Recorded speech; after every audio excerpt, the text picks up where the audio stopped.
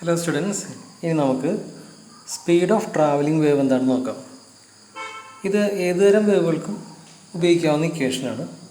അതൊരു transverse wave ആയാലും longitudinal wave ആയാലും ഈ ഇക്വേഷൻ വർക്കൗട്ട് ആവും. അപ്പോൾ ഒരു വേവിൻ്റെ വേവ് വെലോസിറ്റി അഥവാ വേവ് സ്പീഡ് v ആണെന്ന് വിചാരിക്കുക, വേവ് ലെങ്ത്ത് ലാംഡ ആണെന്ന് വിചാരിക്കുക, ഫ്രീക്വൻസി ന്യൂ ആണെന്ന് വിചാരിക്കുക. അപ്പോൾ v = ന്യൂ ലാംഡ. ഇതാണ് ഫ്രീക്വൻസിയും വേവ് ലെങ്ത്തും വേവ് വെലോസിറ്റിയും തമ്മിലുള്ള റിലേഷൻ. അതുപോലെ 1/t എന്ന് പറയുന്നത് ന്യൂ ആണ്. 1/t എന്ന് പറഞ്ഞാൽ ന്യൂ ആണ്. ഈ കാര്യം നമ്മൾ നേരത്തെ പഠിച്ചിട്ടുള്ളതാണ്. ഇനി നമുക്ക് ഒരു ട്രാൻസ്വേഴ്സ് വേവിൻ്റെ മാത്രം വെലോസിറ്റി, അത് ഒരു സ്ട്രെച്ച്ഡ് സ്ട്രിങ്ങിൽ, ഒരു വലിച്ചു മുറുകിയ സ്ട്രിങ്ങിൽ ഉണ്ടാകുന്ന വേവ്സ് എന്ന് പറയുന്നത് ട്രാൻസ്വേഴ്സ് വേവ് ആണല്ലോ. ക്രിസ്റ്റലും ട്രഫുകളൊക്കെ ഉണ്ടാക്കുന്ന വേവ്. അപ്പം അങ്ങനെയുള്ള വേവിൻ്റെ വേവ് വെലോസിറ്റി ആ ചരടിൻ്റെ ടെൻഷനുമായിട്ട് ബന്ധമുണ്ട്. അപ്പോൾ അതാണ് ഈ equation. Velocity v = √T/μ. T എന്ന് പറയുന്നത് ആ ചരടിലെ ടെൻഷൻ. ഒരു വയലിനോ ഗിത്താറോ അങ്ങനെയുള്ള ഉപകരണങ്ങൾ സ്ട്രെച്ച്ഡ് സ്ട്രിങ് ആണ് ഉപയോഗിക്കുക. അപ്പോൾ ആ സ്ട്രിങ്ങിൻ്റെ ടെൻഷനാണ് ഇവിടെ ഉദ്ദേശിക്കുന്നത്. ഇനി μ എന്ന് പറയുന്നത് ലീനിയർ മാസ് ഡെൻസിറ്റി എന്ന് വെച്ച് കഴിഞ്ഞാൽ 1 മീറ്റർ ലെങ്ത്ത് വയർ കട്ട് ചെയ്തെടുത്താൽ, സ്ട്രിങ് കട്ട് ചെയ്തെടുത്താൽ ആ സ്ട്രിങ്ങിന് എത്ര മാസ് ഉണ്ടാവും? അപ്പോൾ അത് നമുക്ക് കണ്ടുപിടിക്കാനായിട്ട് നമ്മുടെ കയ്യിലുള്ള ആകെയുള്ള സ്ട്രിങ്ങിൻ്റെ മാസിനെ അതിൻ്റെ ആകെ ലെങ്ത്ത് കൊണ്ട് ഡിവൈഡ് ചെയ്താൽ മതി. So we will get mass per unit length അഥവാ ലീനിയർ മാസ് ഡെൻസിറ്റി എന്ന് പറയും മ്യൂവിന്. അപ്പോൾ ആ മ്യൂ ആണ് ഇവിടെ ഡിനോമിനേറ്ററിൽ വരുന്നത്. So it is a mass of the total string divided by length of the total string. ഇപ്പോൾ മ്യൂവിൻ്റെ യൂണിറ്റ് എന്ന് പറയുന്നത് കിലോഗ്രാം അല്ല, മറിച്ച് കിലോഗ്രാം പെർ മീറ്റർ ആണ്.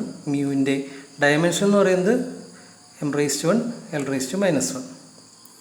ഇപ്പോൾ നമ്മൾ പറഞ്ഞത് ഒരു ട്രാൻസ്വേഴ്സ് വേവിൻ്റെ വെലോസിറ്റിയാണ് സ്ട്രിങ്ങിലേത്. ഇനി നമ്മൾ പറയാൻ പോകുന്നത് ഇത് വെലോസിറ്റി അഥവാ സ്പീഡാണ് ഒരു ലോഞ്ചിറ്റ്യൂഡൽ വേവിൻ്റെ, അതായത് സൗണ്ട് വേവ് ലോഞ്ചിറ്റ്യൂഡൽ വേവ് അല്ലേ. അപ്പോൾ സൗണ്ട് വേവിൻ്റെ സ്പീഡിനെ കുറിച്ചാണ്. സൗണ്ട് വേവ് നമുക്കറിയാം സോളിഡിലൂടെയും ലിക്വിഡിലൂടെയും ഗ്യാസിലൂടെയും സഞ്ചരിക്കാൻ പറ്റും. ഇപ്പോൾ നമുക്കൊരു ഫ്ലൂയിഡ് മീഡിയത്തിലൂടെ, ഒരു ലിക്വിഡ് മീഡിയത്തിലൂടെ സൗണ്ട് കടന്നു പോകുമ്പോൾ അതിൻ്റെ വെലോസിറ്റി ഇക്വേഷനാണ് b/ρ എന്ന് പറയുന്നത്. b എന്ന് പറയുന്നത് ആ മീഡിയത്തിൻ്റെ ബൾക്ക് മോഡുലസ്, റോ എന്ന് പറയുന്നത് അതേ മീഡിയത്തിൻ്റെ ഡെൻസിറ്റി.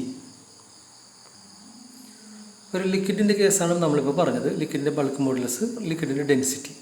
ഇനി ഇതേ സൗണ്ട് വേവ് പോകുന്നത് ഒരു സോളിഡ് ആയിട്ടുള്ളൊരു വസ്തു കൂടി നോക്കാം. സോളിഡ് ബാർ, ഒരു ഇരുമ്പിൻ്റെ ബാറിൽ കൂടി അല്ലെങ്കിൽ ഒരു അലുമിനിയത്തിൻ്റെ ഒരു ബാറിൽ കൂടി ഒരു സൗണ്ട് വേവ് പോവുകയാണെങ്കിൽ അതിൻ്റെ വെലോസിറ്റി ഇക്വേഷനാണ്. അപ്പോൾ സോളിഡായിട്ട് ബന്ധപ്പെട്ട് വരുന്ന മോഡുലസ് ഓഫ് ഇലാസ്റ്റിസിറ്റിയാണ് യങ്സ് മോഡുലസ്. y എന്ന് പറയുന്നത് യങ്സ് മോഡുലസ്, റോ എന്ന് പറയുന്നത് density of the solid material, ആ ബാർ ഉണ്ടാക്കാൻ ഉപയോഗിച്ചിരിക്കുന്ന സോളിഡ് മെറ്റീരിയൽ. സൗണ്ടിൻ്റെ സ്പീഡ് എന്ന് പറയുന്നത് ഏറ്റവും കൂടുതൽ ഉണ്ടാകുക സോളിഡ്സിലായിരിക്കും. The speed of sound is greater in solids and liquids than gases. ഗ്യാസസിൽ യഥാർത്ഥത്തിൽ എയറിലൂടെയൊക്കെ സൗണ്ടിൻ്റെ സ്പീഡ് ഇപ്പോൾ താരതമ്യേന കുറവായിരിക്കും. എന്തിലൂടെയും കമ്പയർ ചെയ്യുമ്പോൾ സോളിഡ്സിനെയും ലിക്വിഡ്സിനെയും കമ്പയർ ചെയ്യുമ്പോൾ. കുറച്ച് മീഡിയങ്ങളിലും അതിൻ്റെ സൗണ്ടിൻ്റെ സ്പീഡ് എന്താണെന്ന് നോക്കാം. സാധാരണ നമ്മൾ സൗണ്ടിൻ്റെ സ്പീഡ് പറയാറുള്ളത് എയറിൽ കൂടിയുള്ള സൗണ്ടിൻ്റെ സ്പീഡാണ്. 343 റൗണ്ട് ചെയ്ത് 340 m/s എന്നൊക്കെ നമ്മൾ എയറിലൂടെയുള്ള സൗണ്ടിൻ്റെ സ്പീഡ് പറയാറുണ്ട്. വാട്ടറിൻ്റേത് കുറച്ചുകൂടി കൂടുതലാണ്, 1482. സോളിഡ്സിൽ വീണ്ടും കൂടുതലാണ്, 6000 റേഞ്ചിൽ വരും സോളിഡ്സിൽ, അത്രയും m/s വരും സോളിഡ്സിൽ. ഇപ്പോൾ കൂടുതൽ നമുക്ക് സ്പീഡ് കിട്ടുന്നത് സോളിഡ്സിലാണെന്ന് കാണാൻ പറ്റും. ഇനി നമുക്ക് speed of sound in gas, ഇതാണ് നമ്മൾ അധികം ഉപയോഗിക്കാറില്ലേ. സൗണ്ട് നമ്മൾ സഞ്ചരിക്കുന്നത് പൊതുവെ എയറിലൂടെയാണ്. അപ്പം അങ്ങനെ ഗ്യാസിലൂടെയുള്ള സൗണ്ടിൻ്റെ സ്പീഡിന് വ്യത്യാസമുണ്ട്, ഇക്വേഷൻ വ്യത്യാസമുണ്ട്. ന്യൂട്ടൻ്റെ ഒരു ആശയപ്രകാരം സൗണ്ട് വേവ് എയറിലൂടെ കംപ്രസ് ചെയ്തും റെയർഫാക്ട് ചെയ്ത് മുമ്പോട്ട് പോകുന്നത് ഒരു ഐസോതെർമൽ പ്രോസസ്സായിട്ടാണ് അദ്ദേഹം കണ്ടത്. അപ്പോൾ ഗ്യാസിൻ്റെ ബൾക്ക് മോഡുലസ് എന്ന് പറയുന്നത് അതിൻ്റെ പ്രഷറായിട്ട് തന്നെ വരും. സോ ബിക്ക് പകരം പി എന്ന രീതിയിലാണ് നമ്മൾ റീറൈറ്റ് ചെയ്യുന്നത്. ന്യൂട്ടൻ്റെ ഈ ആശയത്തിൽ നിന്ന് സൗണ്ടിൻ്റെ വേഗത v = √P/ρ, modulus of elasticity by rho എന്ന രീതിയിലാണ് നമ്മൾ കണ്ടത്. ഇവിടെ അത് പി എന്ന് റീപ്ലേസ് ചെയ്തു, പി ബൈ റോ എന്ന് ന്യൂട്ടൺ ഫോർമുല പറഞ്ഞു. പിന്നീട് ഈ ഫോർമുലയിൽ ലാപ്ലേസ് എന്ന ശാസ്ത്രജ്ഞൻ ഒരു ചേഞ്ച് വരുത്തുകയുണ്ടായി. ലാപ്ലേസ് എന്ന ശാസ്ത്രജ്ഞൻ അദ്ദേഹത്തിൻ്റെ ഐഡിയ പ്രകാരം ഈ ഗ്യാസിൽ കൂടെ സൗണ്ട് വേവ്സ് പാസ് ചെയ്യുന്നത് ഒരു അഡിയബാറ്റിക് പ്രോസസ്സാണ് എന്ന രീതിയിലാണ് അദ്ദേഹം കണ്ടത്. ഈ രണ്ട് ആശയങ്ങളും കൂട്ടിച്ചേർത്ത് ഒരു പുതിയ ഫോർമുല ഉണ്ടാക്കുകയുണ്ടായി. ആ ഫോർമുലേനെ ന്യൂട്ടൺസ് ലാപ്ലേസ് ഫോർമുല എന്ന് പറയുന്നു.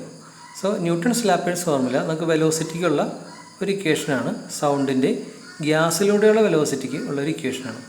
അപ്പോൾ ഗ്യാസിൻ്റെ പി എന്ന് പറയുന്നത് pressure of the gas, density of the gas, and gamma എന്ന് പറയുന്നത് C P by C V.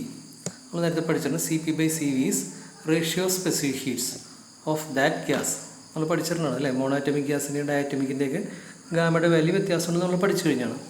അപ്പോൾ ന്യൂട്ടൺസ് ലാപ്ലേസ് ഇക്വേഷനാണ് നമ്മൾ പ്രാക്ടിക്കലായിട്ട് velocity of sound in air കാണാൻ വേണ്ടി ഉപയോഗിക്കുന്നത്. ശരി, ഇനി അടുത്ത വീഡിയോ ക്ലാസ്സിൽ നമുക്ക് reflection of waves in rigid boundary, non rigid boundary ഒക്കെ പഠിക്കാം.